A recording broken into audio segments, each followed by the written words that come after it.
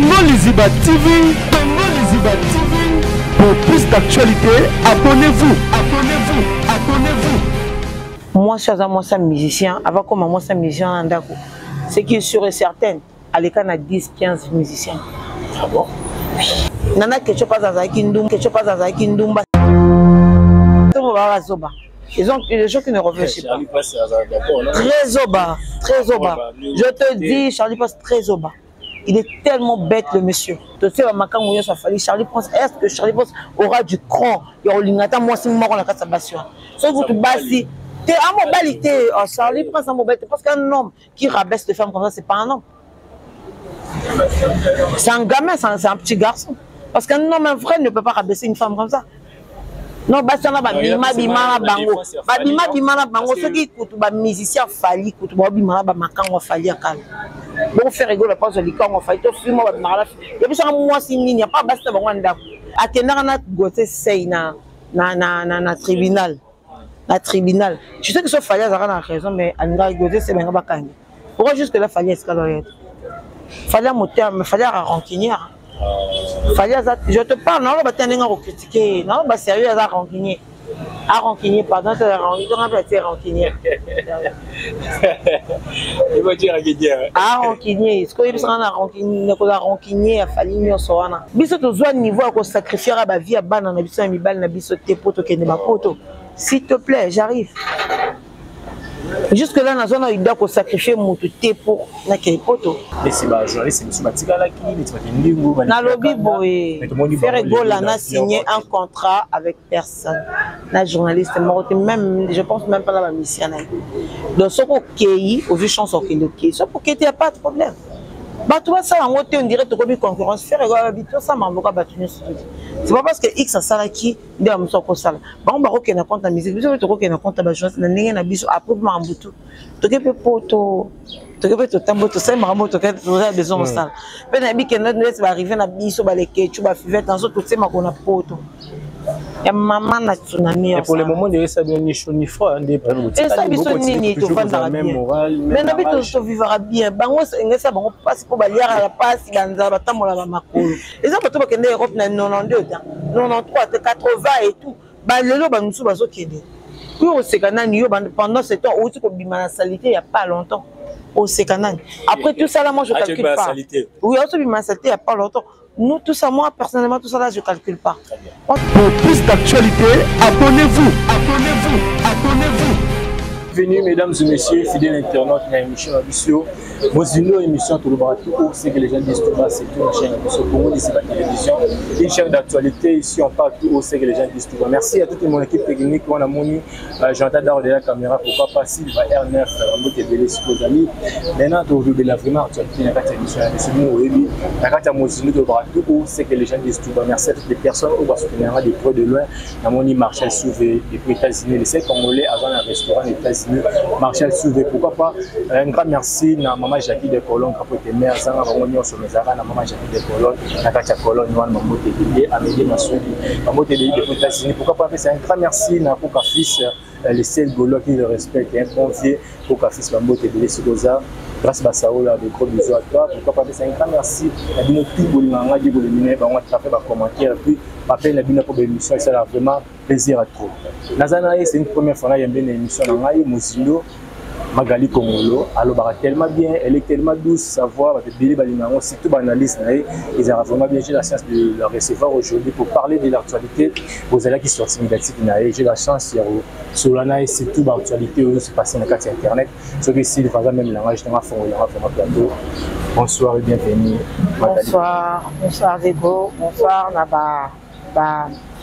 Abonné nyonso to on lise la télévision, papa fan na paix, et Mozindo et je suis très contente de passer pour la première fois. Mais je ne pense pas que c'est pour la dernière fois. Ouais. Je me rappelle que tout bien moi trop mais tout on va tenter.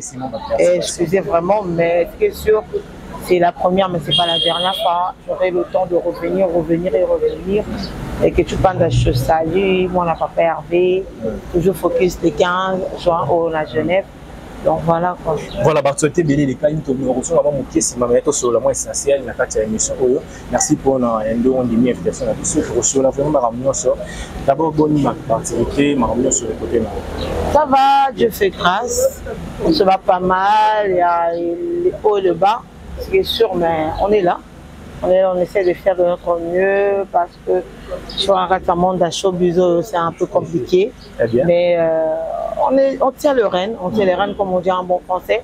On tient les rênes et on contrôle la situation comme toujours avec le père Nios, avec tous les musiciens congolais. Les malades, donc on est là. Gardera toujours côté calme, non pas côté douce. Les secrets. Merci beaucoup. Les secrets, c'est le savoir-faire. Quand on sait ce qu'on fait, on est douce, on est calme. Parce qu'on sait ce qu'on peut dire dans un moment nini et puis donc on sait quoi dire et quoi faire dans un moment. C'est les savoir-faire. On n'a pas besoin d'être agité pour faire comment pour le recours ça bien loco ça là et puis c'est ce que je sais faire. Donc c'est pourquoi les gens m'aiment beaucoup par rapport à métier là donc c'est un peu ça. Voilà, Magali Congolosa parmi les journalistes, surtout l'analyse bien pour défendre la valeur, il n'y a pas de là. Non, on défend la valeur à pas vite. Je défends tous les musiciens congolais qui ont un bon sens, qui respectent les autres. Entre autres, Héritier Watanabe, Kofi Olomide, Weronson, Jibem Piana Fabregas Maestro, Inos Bir, Ebochulo, qui encore. La tanginanité, donc anyway, tellement ébélé que je ne défends pas que une seule personne, non. Mais non, parce que c'est lui vraiment qui était en guerre et il est en guerre très sévère avec le parti adverse. Parti où ils ont besoin de tous les musiciens congolais. Excusez, ça c'est bon. Voilà. Parti où ils ont besoin de tous les musiciens congolais. Mais bien sûr que oui. Quand tu es là, tu cherches à être le numéro 1, tu ne veux pas que le numéro 2 à le numéro 3, c'est ce qui veut dire. C'est toi qui tue la musique congolaise.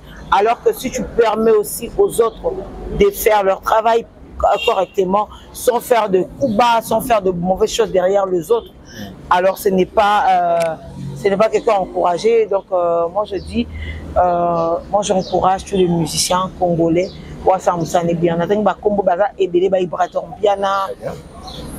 Banani susu baza ebele ceux qui paient pas aussi kolongwa nani comment il s'appelle Ambassi je pense que ça n'est bien pourquoi pas le soutenir parce que c'est un musicien congolais.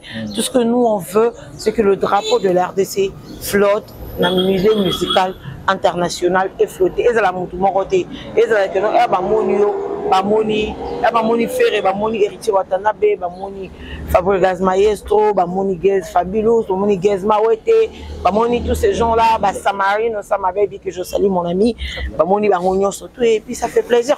On veut pas laisser la place à une seule personne de contrôler la musique congolaise parce que nos pères, entre autres, Grand Calais et tout ça là, ils ont partagé la scène congolaise et puis ils ont vendu la musique congolaise, la Libanda. Alors on va pas laisser une seule personne contrôler la musique congolaise. Là, moi, je le refuse et je dis non à ça.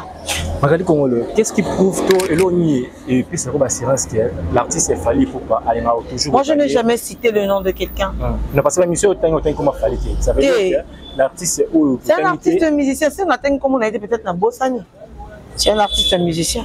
Moi, je ne cite pas le nom de gens. Mais dans le bango, na ombre, c'est que si tu es parmi bateau, c'est que musique congolaise, ils ont assis. Ce qui est, moi, je m'en fous. J'ai beaucoup d'abonnés, j'ai beaucoup de followers. Je suis parmi Barar, Lelo Oyo, bateau, je suis parmi Barar.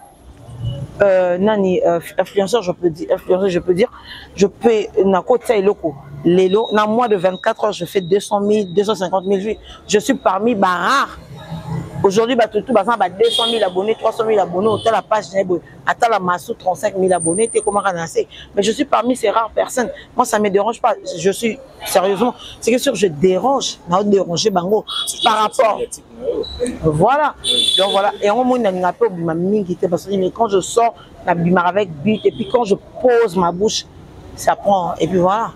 Donc voilà, je dis, moi je n'ai cité le nom de personne, mais je dis, quand tu es musicien congolais, ce que ça soit disons numéro 1, assume qu'il y aura un numéro 2 et un numéro 3.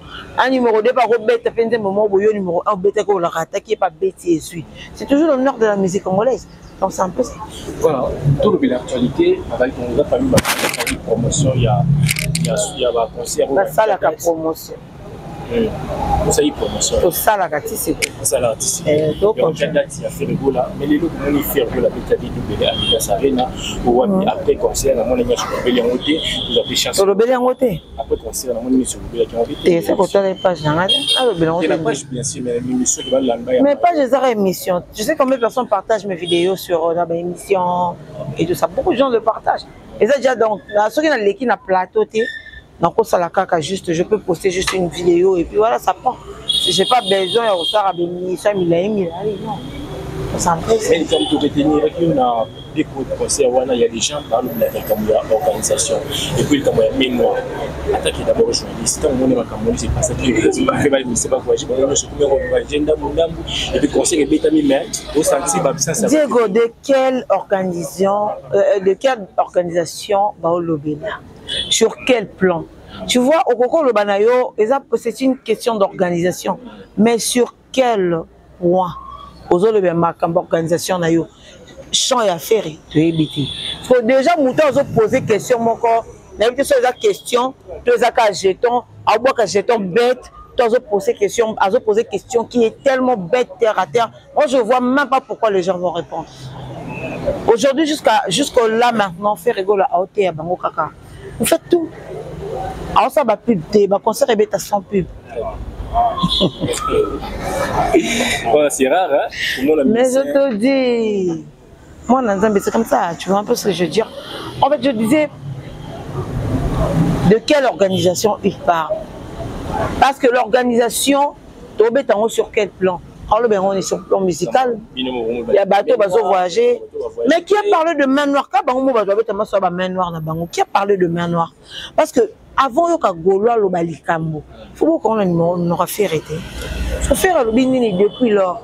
Oh le bélo était ici quoi? Mais il n'y a pas de problème. Nous on avait dit à personne, le fait rigolo avait affirmé à personne qu'il y aura Magali Congolo, les Ketchup, Panda, Fivette et tout qu'on sort la Marouya. Il n'a jamais dit ça. Et si ce qu'il fallait tout kende, est-ce que tu sais combien de gens bateau parce qu'ils prêts on peut s'habiller sur la prise en charge de visa.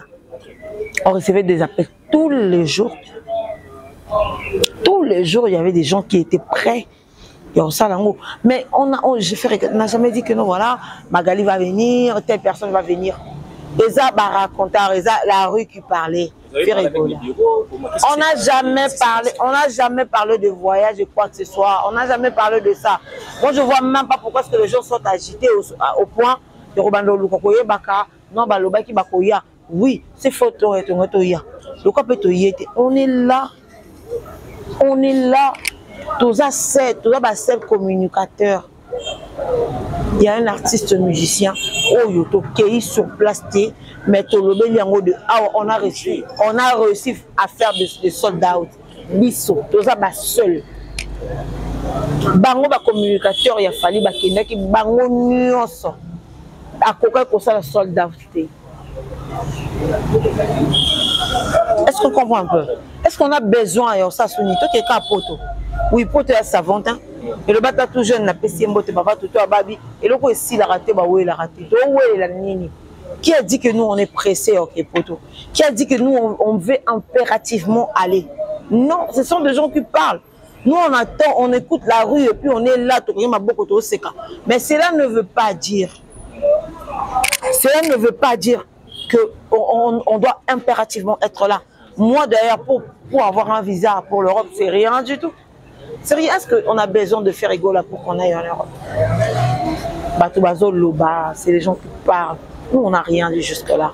Bato Bazo, j'ai habitué à on peut ou ne pas venir dans un concert. Mais tu as tellement de talent, tu vas dire personnellement, les Ketchup, Fivette, Bato Bazo ciblé Zabiso, Magali, les Ketchup, Fivette. Tu as tellement de talent que tu coquille koya. Mais on s'en fout, on s'en fout. On s'en fout. Biso tozoa niveau à sacrifier à la vie à bana na biso mi bal na biso te poto kende ba poto. S'il te plaît, j'arrive. Jusque-là, on a eu d'idée sacrifier mon thé pour naquele poto. Donc, ce que nous avons idée au sacrifier à nos bateaux pour aller en Europe, c'est pas un problème. Ce que les chances sont que l'Europe à Liboso, c'est pas un problème. Les gens qui sont en Europe, 92, 93, 80 et tout. Bah, le lot, nous sommes au Kenya. Puis au Sécanani, pendant ce temps, où tu peux la salité, il n'y a pas longtemps. Au Sécanani. Après tout ça, là, moi, je ne calcule pas. Oui, aussi, la salité, il n'y a pas longtemps. Nous, tout ça, moi, personnellement, tout ça, là, je ne calcule pas. Moi, je parle de la musique. Individu, moi, je parle de la musique. S'il faudrait parler de la musique, je parle de la musique. Mais ce que je individu, ma vie privée, je ne calcule pas ça. Voilà.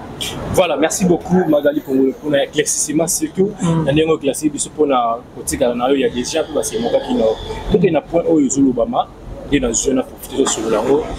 Il y a les camarades des fois. Il y a beaucoup de journalistes qui racontent ce débat entre autres Charlie Prince, Charlie Prince au Wapayina Makambo, des fois, il fallait à moto à Nyokola Ferregola par rapport à Nirabimana. Non, le monsieur n'a pas cité le nom de Ferregola, il a dit ça vaguement en fait. Continue ta question, j'allais juste rectifier de toute façon.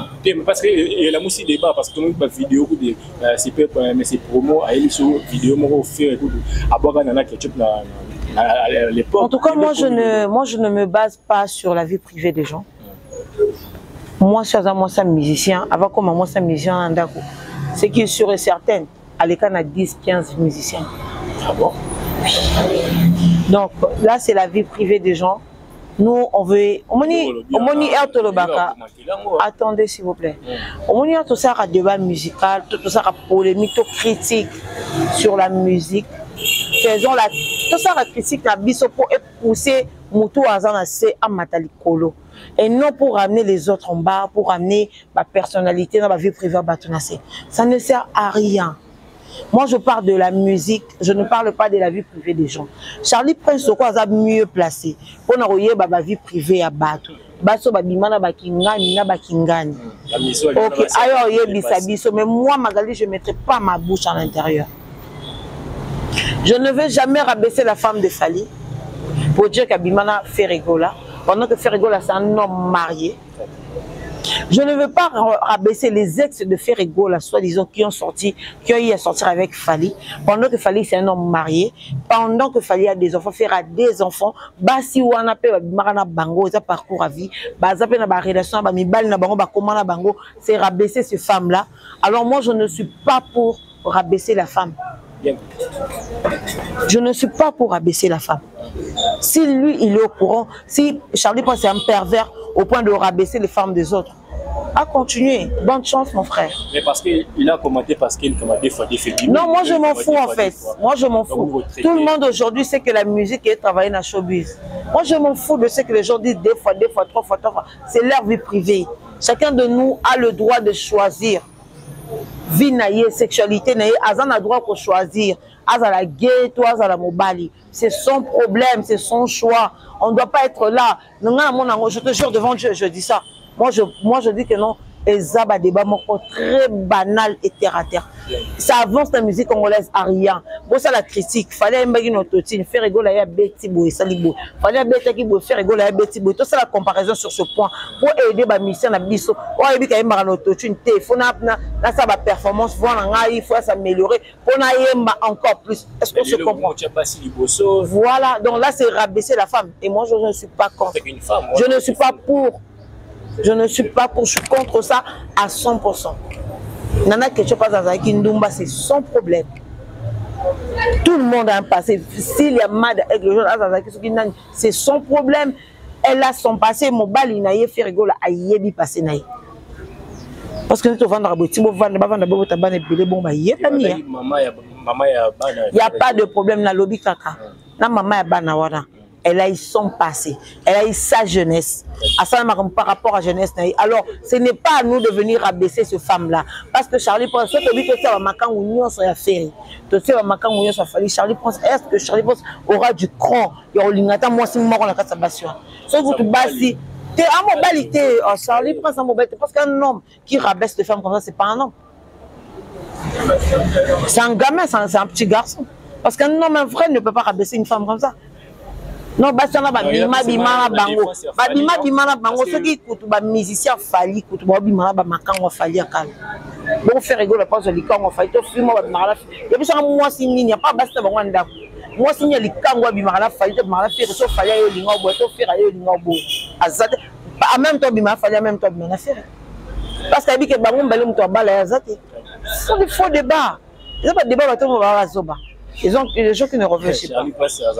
Très au bas, très au bas. Je te dis, Charlie passe très au bas. Il est tellement bête, le monsieur. Ouais. Voilà, il est tellement bête, ce monsieur. Vous comprenez que vous en avez pas tellement bien ça. Il faut analyser Lilo.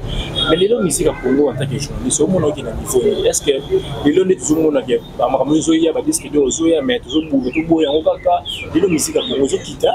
C'est le showbiz en fait, c'est comme ça. Ouais, les Arabes, ils disent que les Arabes, ils disent que il faut te vérifier. Il faut te vérifier, tu te dis que oui, c'est normal. On doit vérifier, c'est comme ça. Ils ont battle. Ils ont battle, ils ont combat, il y a rue. Ça dit la rue, c'est comme ça, la musique, c'est comme ça. Il faut dans la joie pour na lobby, na lobby boy, na lobby boy. Ceux qui n'ont pas serré à l'ouambo et qui n'ont pleuré aux acquis l'ouambo. Toi, tu penses qu'il va falloir passer la situation avec la loi. Ah bon? Non. International, peut-être pas. Oh, l'ouambo ni local. Qu'est-ce que tu racontes? L'ouambo local. Seul musicien bêta concerne les États-Unis. Il y a les bossos, c'est pas l'ouambo. Donc, comme c'est local, non. C'est juste que nous avons une époque, l'ouambo. Android des Arabes, n'importe Android des. Snap les arrêtés, ça sera l'ouambo. Snap il sera fallu.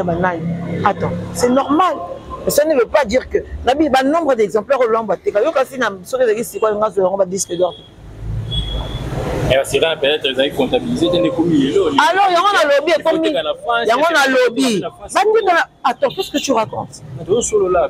Tu racontes quoi? L'ouambo maquillade, le seul l'ouambo maquillade, il y a un Beyoncé qui prend le son de l'ouambo maquillade. Attends, on a qu'à making off. Il y a un moignon bagé. Non, arrêtez tout ça fanatisme, mettez tout en mode sérieux. Voilà, l'homme, ce sont des gens qui ont frappé et ils vont continuer à frapper jusque-là. À tout moment, l'homme qui a des psychos, il y a un morceau qui a mis au monde ailleurs. La mission misère, au moins, l'homme a quoi, tout nouveau. C'est comme ça. Est-ce qu'à un niveau, il fallait comment on Lilo? Est-ce qu'il y a des ceux congolais qui vont taper? Niveau ni comment on va le niveau, ça se compte par quoi? Le niveau, ça se compte par quoi? À Kenarana, Goté, c'est na tribunal. Na tribunal. Je sais que ce Fayaz a raison, mais à Goté, c'est bien bakang. Pourquoi jusque là, Fayaz, Fayaz, mon terme, Fayaz a rancunier. Fayaz, je te parle, non, on va t'en critiquer. Non, bah sérieux, à rancunier. À rancunier, pardon, c'est rancunier. Il va dire à Guédia. Ah, rancunier. Ce qu'il y a rancunier, a fallu mieux soana. Toi, je pense que sur la raison sur Gauthier, c'est un tika. Un gars qui m'a posé. D'un côté, Gauthier, c'est la raison. Les disques d'or, ils ont qu'il faut disque d'or. Donc, on doit se le dire après. Sans mission congolais, tu peux beaucoup ça va featuring naé, musique néo quand banda bravo donc voilà. Tu l'as dit que les bandes d'Atika va fixer va proposer gaé. Na mona nga makamanga oteka te ba moka batla ba chiffre na bango moko to mona bana ba preuve solo ba ya nango. Bo ba disque va pesa bango les ya. Ah ya. Bele ku mundele ku ba ko nga disque d'or le kuta congolais. Faire des salles de 40 000 places. Pour passer une loge de domination de la flamme. On est sur la loi Moukié. Voilà, mesdames et messieurs. Il y a des trophées à Afrima. Ok, il y a des trophées à Afrima. Il y a des trophées à Afrima.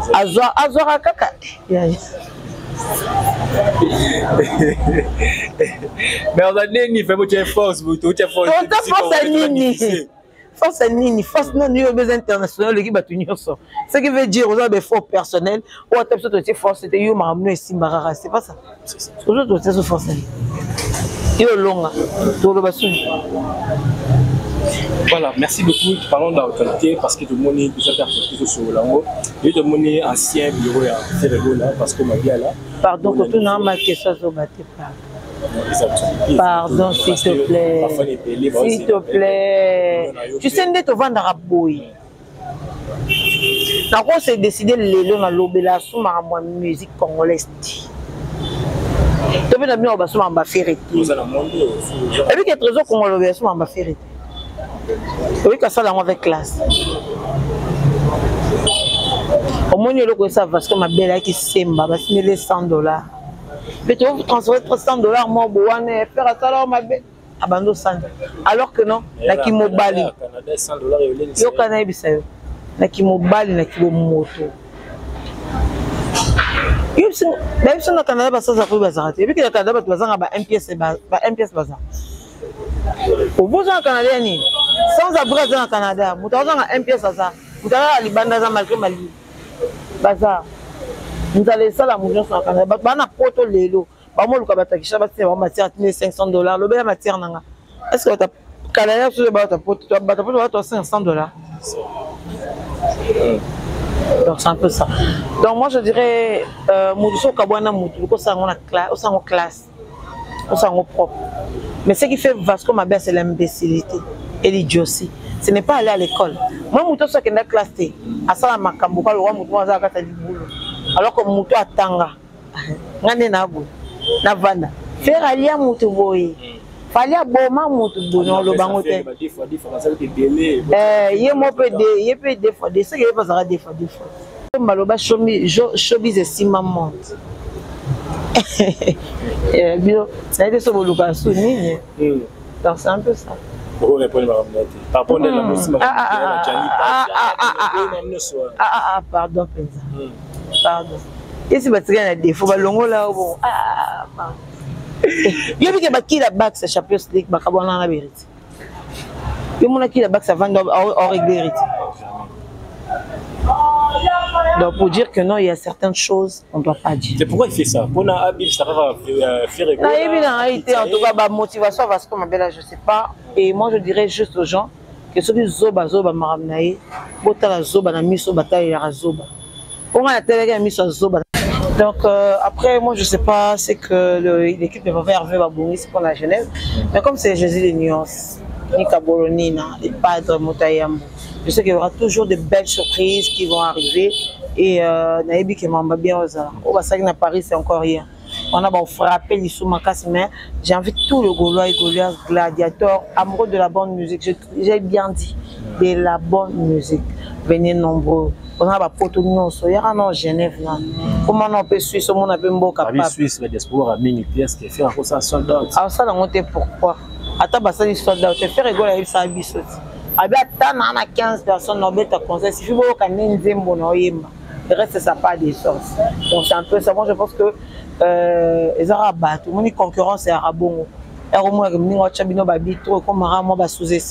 sous-estimer, mais moteur le bar là a journée qui va sous-estimer une imité arazo batar maïle makas donc tout sous-estimer une imité tu as la chance de faire rigoler. Je sais qu'il va faire quelque chose de nouveau encore. La deuxième question parce que au monde Oizaki na fasté par rapport que les journalistes c'est Matika là qui les na lobby boy faire rigoler na signé un contrat avec personne la journaliste même je pense même pas la mission. Donc ce qu'on cueille au vu chance au qui ça pour qu'il n'y a pas de problème. Bah toi ça en haute on dirait que tu concurrence faire habitude ça m'a beaucoup battu. C'est pas parce que X a ça qui dit à monsieur ko ça. Bah on va reconnaître na compte la musique, vous te reconnaître compte la journée na ninga na biso après mambutu. To ke poto to ke to tambo to ça m'a to ke to besoin de ça. Mais na bi que notre va arriver na biso ba les que tu vas vivre dans ce tout c'est ma qu'on a poto. Et maman na tsunami. Et pour le moment, il y a ça ni chaud ni froid. Et ça, il y a bien. Mais na bito to vivra bien. Bango ngesa bango passe pour balier à la passe ganza batamola ba makolo. Parce que biso to vivra bien, tout moi makolo te to lira bien. Tout temps ba place bien les place au zonga. So benga l'autre là on côté ndako na bikok to on côté à Chaba. Olia Thompson. Tu vois un peu. Voilà, on n'est pas la même chose, on n'est pas obligé de faire la même chose. Biso to bien, te verra bien. Ah tout que n'était morale d'acier, même morale. Tout ça, donc voilà. Voilà, tout ça, mesdames et messieurs, comprenez l'activité parce que ça fait un moment que sur la naïe, mais tout le monde est mais parlons d'être un musicien, héritier Watana avec qui album Ebimaki, album au chemin de la Gouba de Bélé, comment mon album, est-ce que le terrain ça va? Ben oui, hein, Chemin de la Gloire, Naoka Banzi Monango, c'est très bien chanté. Mais je demanderai à Héritier Watanabe, Moni Bisso Presse, tout ça à musicien, à Boukanati. Tout ça là, il y aura un solo, non solo. Non solo. Très bien. Presse, c'est ça à musicien, mais ça la presse. Et vice versa. Au PC, Flèche, j'allais accompagner un Flèche à retour. C'est comme ça. Alors, il ne doit pas sous-estimer notre pouvoir. Chemin de la Gloire, il n'y a que de très belles chansons. Mais marketing, promotion, 0 sur 10. Il y a un money et bête à malonga, il y a un monopole, il y a promotion, il y a un qui bamboka. Il y a un problème. Biso, tu as genre à battre, tu n'as pas été tout vendre car tu as besoin de billets d'avion. Tout ça promotion Adidas Arena Awa. Tout ça promotion il y a stade de Marseille Ferré Awa. Moi n'ai ça là. Tu connais pas été. Atika Olanda bateau yo. Atika Olanda bateau yo. Yoka. Atraité bantu bongote qui ne risque rien à rien. Mutunyo sozwa ezana ewana. Obi que non on va tirer avantage ya bato ba société minene ya ba homme d'affaires minene ba moi comme tel bon masoko ben les clientèle aux alawana. C'est comme ça, lui il a besoin de quelque chose. Alors que si tu fais genre la ligne sur bata YouTube tu sais tu comment tu veux faire pour te mier binan tout ça moi je connais ton vendre tu bien on a besoin de bisoter. Total essaye de l'eau peut-être. Tout ça combien de mois Chemin de la Gloire est béni. Ah, merci beaucoup. Jusque-là, éloignez ça. Et moi déjà producteur na sur la page pour là les cambotés nzembo bébé ta ba on peut se battre ba concert ka nzembo yemba ba yeba ngoti concert on boyemba mais ça la belle mélodie déjà na boyité na lobby que non eza les cambotés miage bi devant pour ça arrêter on va to lo belo te na bi que Chemin de la Gloire to beta concert et beta voir Chemin de la Gloire to miage bi de c'est quoi à sous-estimer à force na bisoté toi mystique. Voilà, merci beaucoup Magali pour nous vraiment à la fin. Habité, question de la communauté parce que